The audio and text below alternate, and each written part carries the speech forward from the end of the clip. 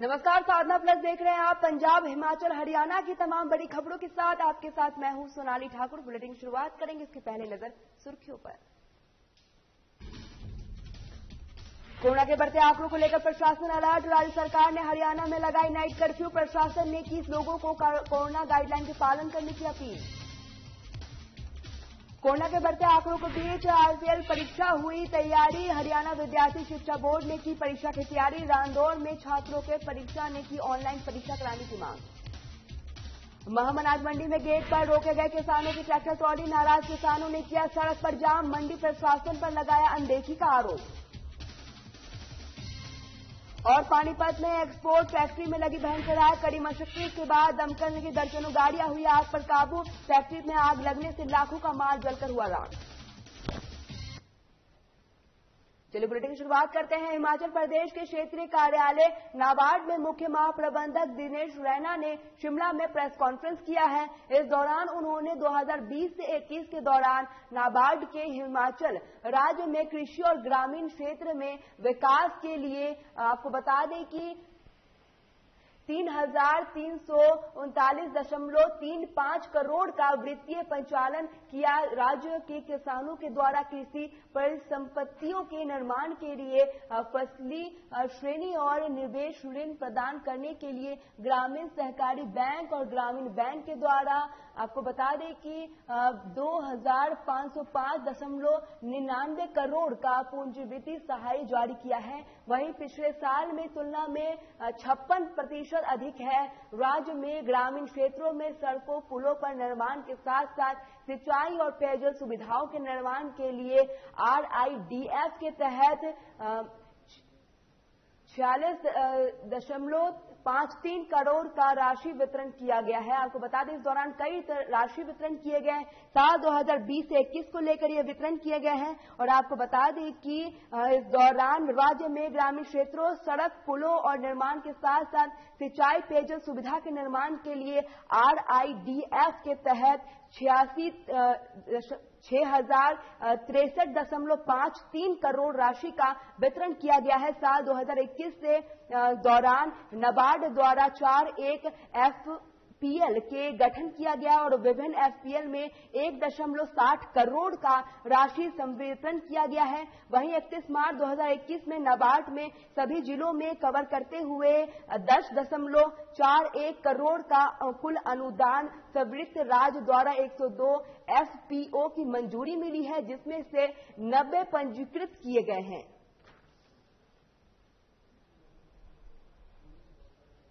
Conference रखी गई है। इसमें हम चाह रहे थे कि हिमाचल प्रदेश की जनता के साथ हम ये शेयर करें कि नाबार्ड ने पिछले साल जो कार्य किया है वो काफ़ी अच्छा परफॉर्मेंस रहा है हमारा।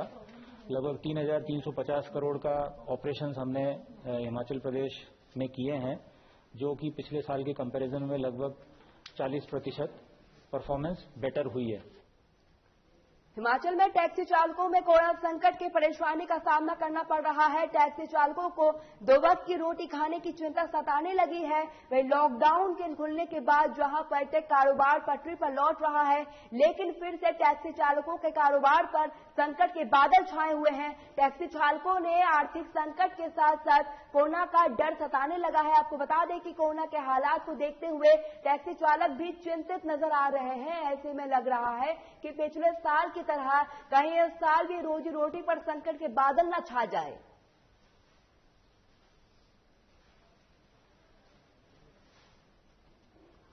हमारी जो शिमला में गाड़ियां है वो स्कूलों में लगी हुई है, और जो स्कूल की गाड़ियां वो आज की डेट में सारी खड़ी है।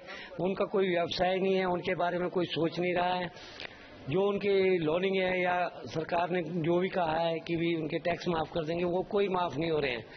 और सरकार को इसको गंभीरता से सोचना चाहिए। आने वाले समय में वैसे भी यूनियनों ने बोला है कि हम RTO के पास अपनी चाबी जमा करा देंगे। हमारे पास अपने खाने को रोटी नहीं रही है। लॉकडाउन ऐसे भी लगा रहा, अभी भी लॉकडाउन है। टैक्सीज में भी हम कहीं सवारी को घुमा नहीं सकते, क्योंकि 72 घंटे की रिपोर्ट लेनी पड़ती है। उसमें ना सवारी हमारी टैक्सियों में आ रही है, ना जा रहे। व्यवसाय के सारे साधन खत्म हो चुके हैं। जैसे सरकार को हमने बार बार अवगत कराया है, अपनी टैक्सी की समस्या है हमारी, टैक्स की समस्या है। अभी जब कोविड चल रहा था तो हमने सभी ने 1 लाख रुपया सीएम फंड में राहत कोष में दिया, क्योंकि उस वक्त संकट देश के ऊपर था, तो हमने इसकी परवाह न करते हुए 1 लाख रुपया जो है सीएम राहत कोष में दिया था।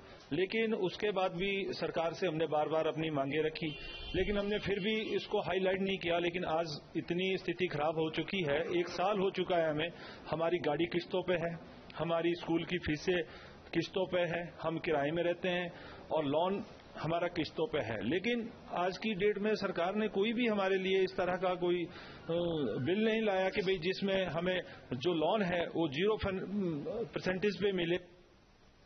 भारतीय राष्ट्र संवत द्वारा 2078 को लेकर लोगों में जहां भारी उत्साह है, वहीं यमुनानगर में इसको लेकर कई कार्यक्रम का आयोजन किया गया है। नव संवत आयोजन समिति द्वारा आयोजित कार्यक्रम में यमुनानगर के विधायक के द्वारा घनश्याम दास अरोड़ा मुख्य अतिथि के रूप में शामिल हुए हैं। उन्होंने इस अवसर पर विक्रिय संवत द्वारा 2078 की सभी शुभकामनाएं देते हुए भगवान से सभी के सुखमय समृद्धि जीवन की प्रार्थना की है। उन्होंने कहा है कि हम सभी को भारतीय परंपरागत का पालन करते हुए अपना कर्तव्य निभाकर समाज में आ रही कुरीतियों को दूर करने का प्रयास करना चाहिए। उन्होंने कहा कि गंगा को भारतवर्ष में हम माता मानते हैं, जो हमें सब कुछ देखता है और इसका लालन पोषण करती है, इसका हम सब को ध्यान रखना चाहिए। उन्होंने कहा है कि धर्म के मार्ग पर चलते हुए हमें समाज सेवा में बढ़कर हिस्सा लेना चाहिए।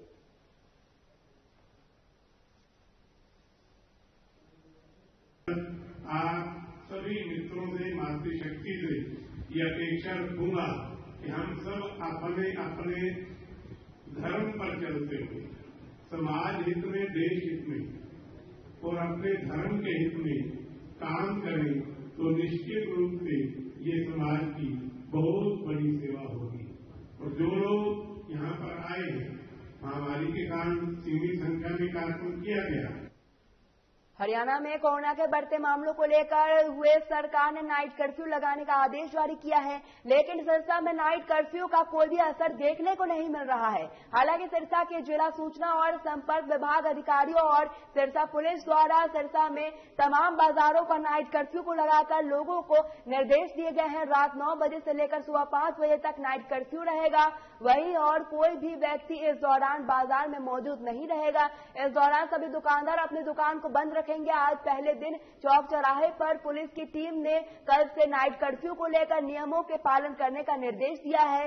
नाइट कर्फ्यू के नियमों का पालन करने का उन्होंने लोगों के खिलाफ सख्त कार्रवाई करने की बात कही। वहीं सिरसा के डीसी प्रदीप कुमार ने बताया कि हरियाणा में सरकार के आदेश के बाद आज नाइट कर्फ्यू लगा है, जिसको लेकर लोगों में नाइट कर्फ्यू आदेशों का पालन करने का निर्देश दिए गए हैं। नाइट कर्फ्यू को लेकर यदि कोई भी व्यक्ति नियमों का पालन नहीं करेगा तो उसके खिलाफ कड़ी कार्रवाई की जाएगी। आपको बता दें कि हरियाणा में कोरोना के बढ़ते मामलों को लेकर अब सरकार ने नाइट कर्फ्यू लगाया है और इस दौरान सिरसा में नाइट कर्फ्यू का कोई भी असर देखने को नहीं मिल रहा है। हालांकि सिरसा में जिला सूचना एवं संपर्क विभाग के अधिकारी और सिरसा पुलिस द्वारा सिरसा में तमाम बाजारों में नाइट कर्फ्यू को लेकर लोगों को निर्देश भी दिया गया है। रात 9 बजे से लेकर सुबह 5 बजे तक नाइट कर्फ्यू रहेगा और कोई भी व्यक्ति इस दौरान बाजार में मौजूद नहीं रहेगा। इस दौरान सभी दुकानदार अपनी दुकान बंद रखेंगे और आज पहले दिन चौक चौराहे पर पुलिस की टीम कल नाइट कर्फ्यू को लेकर नियमों का पालन करने का निर्देश दिया है। नाइट कर्फ्यू के नियमों का पालन करने से वाले लोगों के खिलाफ सख्त कार्रवाई की जाएगी। सिरसा से एक डीसी प्रदीप कुमार ने बताया कि हरियाणा सरकार के आदेश के बाद नाइट कर्फ्यू लगा दिया गया है, जिसको लेकर लोगों में नाइट कर्फ्यू के आदेश को पालन करने का निर्देश दिया गया है। नाइट कर्फ्यू को लेकर यदि कोई भी व्यक्ति नियमों का पालन नहीं करेगा तो उसके खिलाफ सख्त से सख्त कार्रवाई की जाएगी।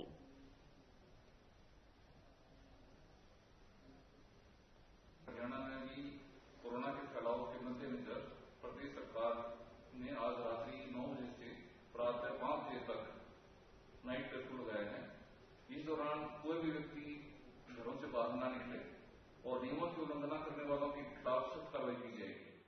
मैं शहर के निवासियों से सहयोग की अपेक्षा करता हूं और कोरोना की रोकथाम में प्रशासन का सहयोग करने की अपील करता हूं। अंबाला में देर रात टिम्बर मार्केट में भयंकर आग लग गई, जिसमें मार्केट में अफरा तफरी का माहौल देखने को मिला। आपको बता दें कि छावनी के टिम्बर मार्केट में लगभग 11 बजे लकड़ी के गोदाम में आग लग गई, जिससे सूचना दमकल विभाग को दी गई। घटना की सूचना मिलते ही मौके पर पहुंची दमकल विभाग की टीम ने 7 से 8 गाड़ियों को आग बुझाने में जुट गई। 2 घंटे की कड़ी मशक्कत के बाद आग पर काबू पाया गया। घटना की सूचना मिलते ही प्रदेश के गृह मंत्री अनिल विज भी मौके पर पहुंचे और हालातों का उन्होंने जायजा लिया। लकड़ी के गोदाम में आग किन कारणों से लगी है, इस बात का अभी तक खुलासा नहीं हो पाया है, लेकिन गोदाम के मालिक ने बताया कि उनका लाखों का नुकसान हुआ है। वहीं लोगों ने दमकल विभाग पर देरी से पहुंचने का आरोप लगाया। गृह मंत्री अनिल विज ने मौके पर पहुंचकर प्रशासनिक अधिकारियों को भी पहुंचकर हालातों का जायजा लिया। इस बीच हरियाणा डेमोक्रेटिक फ्रंट के नेत्री चित्रा सरावाड़ भी मौके पर पहुंची और इस दौरान उन्होंने भी हालातों का जायजा लिया है।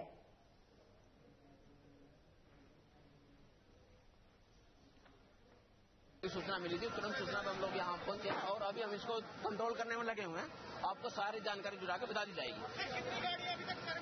अभी 7 से 8 गाड़ियां आ चुकी है और इतनी गाड़ियां और भी आ रही है सिटी कंट्रोल में। नहीं, हमने देखो फायर को कंट्रोल किया था, उन्होंने सारी गाड़ियां में प्रोवाइड कराई है। कौन गाड़ी कहाँ सही हो ज्यादा बेहतर वो बता पाएंगे आपको। बहुत बड़ा गोडाउन है, यहाँ से लेके पीछे तक प्रॉपर्टी जा रही है और सारे में आग लग गई है। यहाँ पे अभी ऐसा शक है कि बिल्डिंग को भी नुकसान कंप्लीट हो सकता है।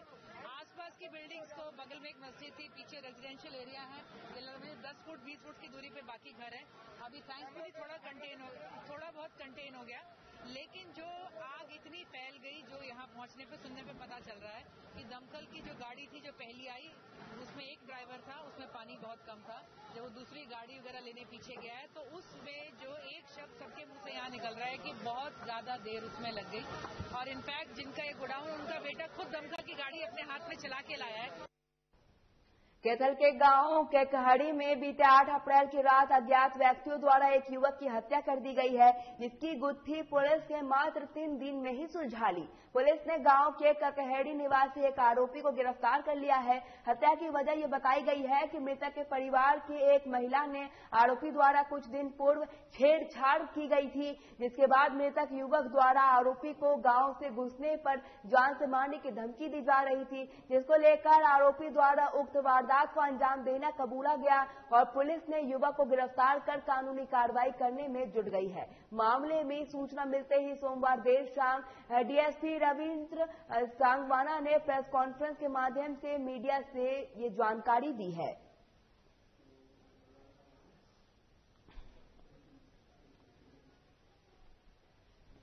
केडी गांव में, एक सिवन में पड़ता है केडी गांव, तो एक डेड बॉडी पड़ी है, तो पुलिस मौके पहुंची तो हमने एफआईआर कर ली। ये मरने वाले का नाम मनीष था, सन्नोब महेंद्र सिंह, ये कंबाइन चलाता था और हमने 77 नंबर एफआईआर कर ली, 302 का पर्चा दर्ज कर लिया। इसमें जांच में आगे सोर्स जो भी अपने सीन ऑफ क्राइम बुला ली, डीएसपी मौके पहुंचा, CIA2 की जिम्मेवारी लगाई एसपी साहब ने और SHO की जिम्मेवारी लगाई। तो इसका एक साथी था गौरव। ये जो मनीष है, इसके घर में एक लेडीज थी, उनका कुछ ऐसा छेड़खानी का या ऐसा रिलेशन था। इन बात से 1-1.5 महीने से ना आपस में मनमुटाव था। तो हमने गौरव को 11 तारीख को गिरफ्तार कर लिया राजवंश एरिया से। उससे पता लगा कि इसने उस लेडीज के उस चक्कर में और इसको मारा है। झज्जर में दिन दहाड़े घटित हुई एक धोखाधड़ी की घटना में एक बदमाश बैंक के अंदर ही 2.25 लाख की रुपए लेकर फरार हो गया है। घटना को अंजाम देने से पहले बदमाशों ने खुद को बैंक कर्मचारी होने का हवाला दिया और मदद करने के नाम पर ही वो पीड़ित की आंख पर धूल झोंक कर लगभग 2.25 लाख रुपए लेकर फरार हो गया। के दिल्ली गेट क्षेत्र में रहने वाली राम तारा के बेटे चैन सुख शहर के पंजाब नेशनल बैंक में 1,80,000 रुपए जमा करने गए थे। फिलहाल पुलिस बैंक में लगे सीसीटीवी कैमरे के सहारे से जांच में जुटी गई है।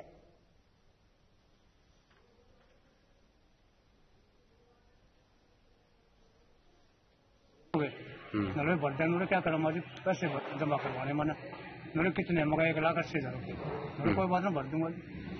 उसने फार्म भर दिए, वो तो कैशियर के पास गया 2 दफे था वो, और वो बोले एक काम कर भाई तू उसके 2 फार्म भरे आगे, कैशियर साहब ने कही 2 फार्म भर दो, एक का 1 लाख का अलग और 80 लाख का अलग। मैं ठीक है चल रहे, मैं बोले ना भर दिए दोनों फार्म। नेशनल तो आधार कार्ड ले आया है, मुझे आधार कार्ड नहीं लाया। बोले तो पैसे तो मरने थे, पैसे में गेहूँ हुए कितने ही एक नोट से फार्म भरने पड़ेगा, लिखने पड़ेगा ना। और तू इस आधार कार्ड इसमें फार्म को ऊपर नोट लिख दे, और भाई मैं आधार कार्ड घर बोला, घर कार्ड वो नहीं ला पाया। मुझे ठीक है, मैं तो लिखने लग गया। मैं मेरा दिमाग उसमें हो गया, ध्यान दे रहा है इसमें फार्म में लिखने में। लिख कर मैं बोले ले भाई साहब देखो तो बात ही पड़ा। कोरोना संक्रमण के बढ़ते मामलों को लेकर हरियाणा विद्यालय शिक्षा बोर्ड द्वारा सेकेंडरी और सीनियर सेकेंडरी की परीक्षाएं ऑफलाइन करवाने की तैयारी कर ली गई है, लेकिन उससे पहले रादौर में अभिभावकों ने ये परीक्षा ऑनलाइन किए जाने की मांग की है। अभिभावकों का कहना है कि एक तरफ तो सरकार कोरोना के बढ़ते मामलों के मद्देनजर रात में कोरोना कर्फ्यू लगा रही है, वहीं बच्चों की जिंदगी के साथ खिलवाड़ भी किया जा रहा है। स्थानीय निवासी संजीव कुमार और राजरानी ने कहा कि कोरोना काल के दौर में संक्रमण के बचाव के लिए उनके बच्चों की पढ़ाई ऑनलाइन हुई, लेकिन अब लगातार कोरोना केस बढ़ रहे हैं, लेकिन शिक्षा विभाग बच्चों की ऑफलाइन परीक्षा आयोजित करने जा रही है, जो कि सही नहीं है। उनकी मांग है कि 10वीं और 12वीं की परीक्षा ऑनलाइन ही आयोजित की जाए।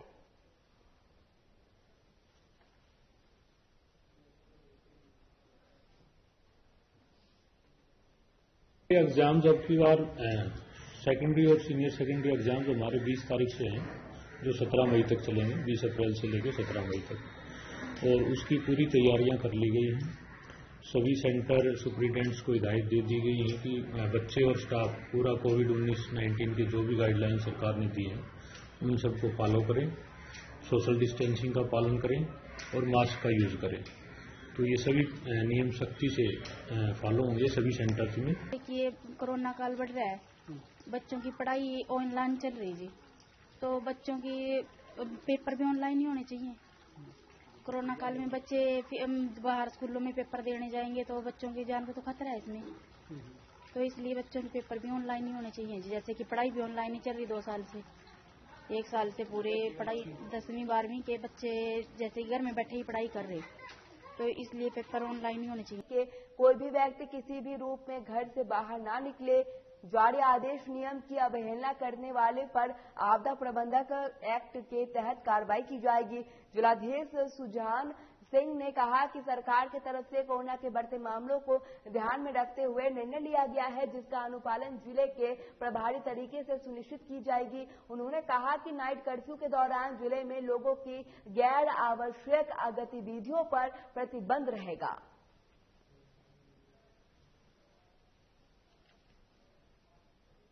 आदेश मिले थे कि कर्फ्यू लग चुका है, सरकार का आदेश है, तभी से हम सारे शहर में लोगों को जागरूक कर रहे हैं, दुकानें बंद करवा रहे हैं, उनको बोल रहे हैं भाई रात को 9 बजे से सुबह 5 बजे तक दुकानें बंद रहेंगी। और मेला का आयोजन होता है हर साल, इसका लोगों को पहले तो पता नहीं था।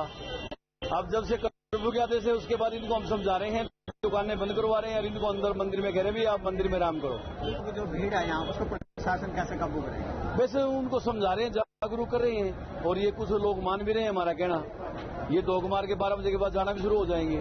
और कल थोड़ा सा लेट आदेश हुए ना, अगर 5-6 घंटे पहले पता लग जाता ना तो आदमी कंट्रोल करते इनको। महामनान मंडी में गेट पर किसानों के ट्रैक्टर ट्रॉली रोक दिए गए हैं। आपको बता दें कि मंडी प्रशासन ने गेट पर ताला जड़ दिया है, जिससे नाराज होकर किसानों ने सड़क जाम कर दिया। मामले की सूचना मिलते ही मौके पर पहुंची पुलिस ने किसानों को समझाने का प्रयास किया। साथ ही मंडी प्रशासन की तरफ से पहले कहा गया कि किसान के गेट पास के लिए खुद समय तय करेंगे और अपनी फसल को मंडी में लेकर आएंगे, जिसके बाद से उन्हें गेट पास मिलेगा। लेकिन आज सुबह किसान फसल लेकर मंडी पहुंचे तो प्रशासन ने मंडी गेट पर ताला लगा दिया। किसानों ने रोड जाम कर दिया और किसानों का कहना है कि बिना सूचना दिए ही मंडी के नियम बदले जाते हैं, जिससे किसानों को काफी दिक्कतों का सामना करना पड़ता है। किसानों का कहना है कि सरकार जानबूझकर किसानों को तंग कर रही है, जबकि मंडी में किसानों की है। किसानों की फसल निकलती ही किसान अपनी फसल को मंडी में लेकर आएंगे।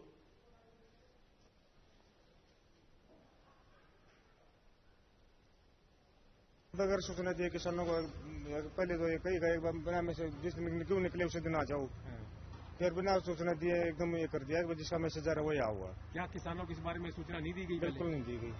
तो अब क्या? तो यह कि किसानों को 2 दिन पहले सूचना देनी चाहिए थी, वो अपने हिसाब से करते फिर ये तो गलत है ना एकदम करना। तो पानीपत में एक बार फिर से तेज रफ्तार का कहर देखने को मिला है। आपको बता दें कि तेज रफ्तार हरियाणा रोडवेज की बस के तरफ बाइक सवार को पीछे से टक्कर मार दी गई है, जिससे बाइक सवार पति पत्नी गंभीर रूप से घायल हो गए। घायल व्यक्ति को इलाज के लिए रोहतक रेफर कर दिया गया है। फिलहाल पुलिस मामले की जांच में जुट गई है।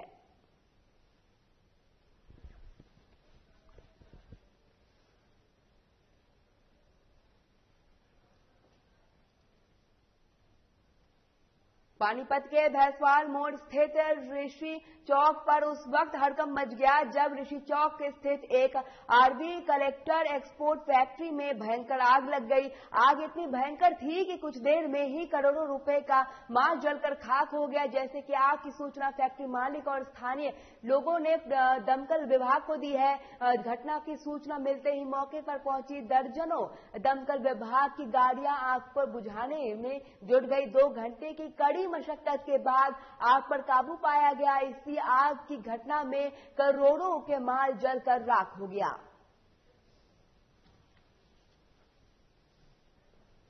कंपनी का नाम आरवी करके है, तो तुरंत मौके पर पहुंचे और आग को 2 घंटे में हमने काबू पा लिया है। कितनी गाड़ियां लगी है? हमारी पानीपत की जो दमकल के अंदर की हैं 3 स्टेशनों की गाड़ी निकली हुई है और हमारे एक करनाल से भी हमने गाड़ी बुलाई है, तो तुरंत पहुंच के फायर पर काबू पाया। लगभग 1.5 घंटे पहले आग लगी थी। ये साथ बिजली के उससे लगी आग। यहाँ कोई था नहीं, पड़ा ताला भी हो गया, ताला बाद में खुले, अंदर कोई था नहीं। वो तो काफी देर सारे तो मन कट गया जब पता लगा भाई आग लग रही है। क्या था? Short circuit. कैसे लगी थी आग? वो बिजली से लगी है, कोई उपकरण से हो तो कोई यहाँ था नहीं, तो बंद था ये। कितनी देर में फिर दमकल विभाग की गाड़ियां पहुंची? फोन करते आ गई तो 5-6 गाड़ी आ गई, बल्कि 6-7 फोन करते टाइम तो लगे, कोई वहां लिए तो बैठा नहीं। तो क्या आपके साथ क्या माल था यहाँ पर, क्या बन रहा था? ये एक्सपोर्ट की फैक्ट्री थी। फगवाड़ा की रात में कर्फ्यू का फायदा उठाकर चोर उठा रहे हैं। चोरों द्वारा एक ही रात में कई जगहों पर चोरी की घटना को अंजाम दिया गया, लेकिन फगवाड़ा पुलिस ने लाचार दिख रही है। आपको बता दें कि पंजाब सरकार आदेश अनुसार पूरे पंजाब में कोविड-19 तेजी से बढ़ रही रफ्तार को लेकर देखते हुए रात 9 बजे से लेकर सुबह 5 बजे तक रात तो कर्फ्यू लगा दिया गया है और फगवाड़ा पुलिस कर्फ्यू की पालन कर बिना संबंधी आम लोगों पर या तो मामला दर्ज कर रही है या फिर चालान काट रही है। लेकिन जब से फगवाड़ा में कर्फ्यू लगा है तब से चोरी की घटनाएं लगातार इजाफा हो रही है।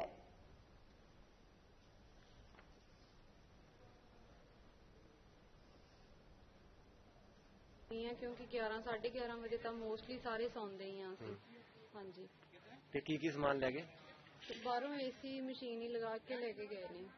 अच्छा, कोई सीसीटीवी कैमरे ਇੱਥੇ ਲੱਗੇ ਕੋਈ ਲੋਕਲ ਤੁਹਾਡੇ? सीसीटीवी ਕੈਮਰਾ ਉਧਰ ਸਾਡੇ ਨੀਅਰ ਜੱਸੀ ਸਟੀਲ ਇੰਡਸਟਰੀ ਆ, ਸ਼ਾਇਦ ਉੱਥੇ ਲੱਗੇ ਆ। ਫਿਰ ਉਹਨਾਂ ਨੂੰ ਬੋਲਿਆ ਹੋਇਆ ਅਸੀਂ ਉੱਥੇ ਸ਼ਾਮ ਤੱਕ ਉੱਧਰ ਚੈੱਕ ਕਰਦੇ ਹਾਂ। ਤੇ ਪੁਲਿਸ ਨੂੰ ਮੌਕੇ ਸੂਚਨਾ ਦਿੱਤੀ ਤੁਸੀਂ? ਹਾਂਜੀ, ਅਸੀਂ ਉਹਨਾਂ ਨੂੰ ਇਨਫੋਰਮੇਸ਼ਨ ਕੀਤੀ ਹੋਈ ਆ ਔਰ ਰਿਪੋਰਟ ਵੀ ਲਿਖ ਦਿੱਤੀ ਹੋਈ ਹੈ। ਹਾਂਜੀ, ਤੁਹਾਨੂੰ ਕੀ ਲੱਗ ਰਿਹਾ ਵੀ ਜਿੱਦਾਂ ਰਾਤ ਨੂੰ 9 ਵਜੇ ਤੋਂ ਬਾਅਦ ਕਰਫਿਊ ਲੱਗ ਜਾਂਦਾ, ਜਗ੍ਹਾ ਜਗ੍ਹਾ ਨਾਕੇ ਲੱਗੇ, ਫਿਰ ਏਡੀ ਵੱਡੀ ਵਾਰਦਾਤ ਕਰਕੇ? ਉਹੀ ਇਹ ਸਾਰਾ ਕੁਝ ਪੁਲਿਸ ਨੂੰ ਥੋੜਾ ਦੇਖਣਾ ਚਾਹੀਦਾ ਕਿ ਇੰਨਾ ਜੇ ਕੀ ਪੁਲਿਸ ਦੀ ਕਾਰਵਾਈ ਹੋ ਰਹੀ ਹੈ ਤਾਂ ਇੰਨਾ ਜੋ ਕਰਫਿਊ ਵਗੈਰਾ ਲੱਗ ਰਿਹਾ ਉਹਦੇ ਵਿੱਚ ਕਾਬੂ ਪਾਉਣਾ ਚਾਹੀਦਾ ਹੈ। ਜਿਹੜੇ ਅੱਜ ਕ੍ਰਿਮੀਨਲ ਤੁਰੇ ਫਿਰਦੇ ਉਹਨੂੰ ਅਰੈਸਟ ਕਰਾਂਗੇ, ਕੋਈ ਨਹੀਂ ਸਾਰੇ ਟਰੇਸ ਹੋ ਜਾਣਗੇ। ਜਿਹੜੇ ਕੋਈ ਜੇ ਚੋਰੀਆਂ ਹੋਈਆਂ ਟਰੇਸ ਹੋਵਾਂਗੇ। ਹੈਰਾਨੀ ਇਸ ਗੱਲ ਦੀ ਹੈ 8-8 7-7 6-6 ਚੋਰੀਆਂ ਇੱਕੋ ਰਾਤ ਦੇ ਵਿੱਚ ਉਹਦੇ ਵਿੱਚ ਤੁਹਾਨੂੰ ਸ਼ਾਇਦ ਅਸੀਂ ਪਹਿਲਾਂ ਮੀਟਿੰਗਾਂ ਜਾਂ ਦੂਜੇ ਆਪਣੇ ਕਈ ਵਾਰੀ ਪ੍ਰੈਸ ਕਾਨਫਰੰਸਾਂ ਜਾਂ ਟਰੇਸ ਵੀ ਬਹੁਤ ਹੋਈਆਂ ਆ, ਟਰੇਸ ਹੋਈਆਂ। ਜਿਹੜੀ ਇਹ ਵੀ ਹੈਗੀਆਂ 2-4 ਹੈਗੀਆਂ ਡਾਊਟ ਭਰੀਆਂ ਵੀ ਟਰੇਸ ਹੋ ਜਾਣਗੀਆਂ, ਕੋਈ ਪ੍ਰੋਬਲਮ ਵਾਲੀ ਗੱਲ ਨਹੀਂ। ਹੁਣ ਹੋ ਰਿਹਾ ਤੇ ਨਿੱਕੀ ਮੈਂ ਉਹੀ ਤੁਹਾਨੂੰ ਪਹਿਲਾਂ ਮੈਂ ਰਿਪੀਟ ਕਰਕੇ ਨਾ ਦੁਬਾਰਾ ਫੇਰ ਰਿਪੀਟ ਕਰ ਦਿੰਦਾ। ਇਹ ਵਾਸਤੇ ਅਸੀਂ ਆਲਰੇਡੀ ਮੀਟਿੰਗ ਕਰਕੇ ਹਟੇ ਆ। ਇਹਦੇ ਵਿੱਚ ਅਸੀਂ ਫੋਰਸ ਰਾਤ ਨੂੰ ਪੀਸੀਆਰ ਮੋਟਰਸਾਈਕਲ ਵਗੈਰਾ ਪੈਟਰੋਲਿੰਗ ਵਗੈਰਾ ਚੌਂਕੀਦਾਰ ਵਗੈਰਾ ਲਗਾਵਾਂਗੇ, ਵੱਧ ਤੋਂ ਫੋਰਸ ਕਰਕੇ ਇਹਨੂੰ ਬੰਦ ਕਰਾਂਗੇ ਬਿਲਕੁਲ। ਨਾਲੇ ਜਿਹੜੇ ਕ੍ਰਿਮੀਨਲ ਲੈ ਕੇ ਫੜਾਂਗੇ ਜਿਹੜੇ ਚੋਰੀਆਂ ਕਰਨ ਵਾਲੇ। सिंह साहिब के जत्थेदार बाबा बलवीर सिंह के नेतृत्व में निसंग सिंह के शिरोमणि पंथ अकाली बुढ़ा दल ने 5वें तख्त पे शिरोमणि सेवा रत्न में 14वें प्रमुख आज से बुढ़ा दल के लिए बैसाखी जोथा मेला समाप्त किया गया है। मेले में औपचारिक रूप से 14 अप्रैल को समाप्त होगा। जैसे ही गुरु किला नालदिया निलहन सिंह बलो ने मोहल्ला को खालसा जाहो जलाल को निकाला है। वहीं बुद्ध दल के प्रमुख ग्रंथी बाबा मंगहर सिंह द्वारा पेश किया गया है और गुरबानी के सुंदर कीर्तन भी आयोजन किया गया है। हर साल जिहड़ा पुरातन समय तो लैके विसाखी का खालसे का सिरजना दिवस जिहड़ा पूरे चढ़दी कला के नाल शानदार ते नाल मनाया जा रहा है, जिथे श्रोमणी पंथ अकाली बुढ़ा दल पंजवां तख्त वालों हर साल की तरह जिहड़े है सारे प्रोग्राम जिवें गतका मुकाबले मालवा गतका कप करवाया जा रहा है।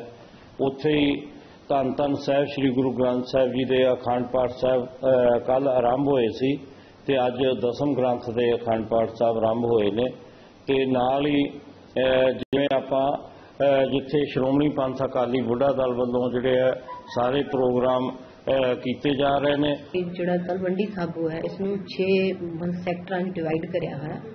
उहदे च जिहड़े 6 सैक्टर्स ने उहनां चों 6 SI होणगे, उहनां दे नाल 2-2 वर्कर होणगे जिहड़े कि मतलब घूम फिर के मतलब सैंपलिंग करनगे, जिस तरह फूड हो गया या कोई गलत मतलब कोई मेडिसिन है या कोई भी या जिहड़े आप करते हैं टैटू करते हैं उन्हां दी चैकिंग पानी का जूस का खाण वाले समान का सारी चैकिंग होगी। इस तो अलावा असी 6 मतलब पोस्टां ने जिहड़ी एक दशमेश स्कूल है, एक सरोवर ते है, एक मतलब गुरुद्वारा साहब के मेन गेट ते है।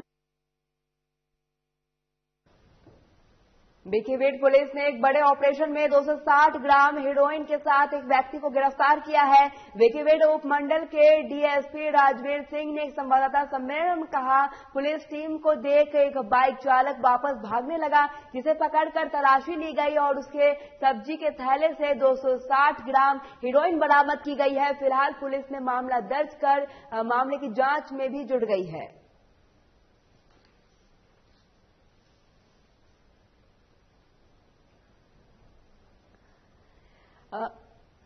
बीकेवेट पुलिस ने एक बड़े ऑपरेशन में 260 ग्राम हेरोइन बरामद किया है। बीकेवेट तो उन्होंने एक दोषी का नाम पता पूछा, जिन्हें अपना नाम संदीप सिंह एरिए सोनू पुत्र सुखदेव सिंह वासी तलवंडी चोबा सिंह दसिया ते जिहदी जिहड़ी सारा कानून अनुसार कार्रवाई करके जिहड़ी इहदी तलाशी कीती गई। पैंट दी डब्ब दे विचों एक मोमी लिफाफा निकलिया जो इहदा जिहड़ा उत्थे मौके दे उत्ते जिहड़ा वा उहदा वजन कीता जिहड़ी 260 ग्राम जिहड़ी हेरोइन। पंजाब, हिमाचल, हरियाणा की खबरों में फिलहाल इतना ही। साधना प्लस पर खबरों का सिलसिला लगातार जारी रहेगा। नमस्कार।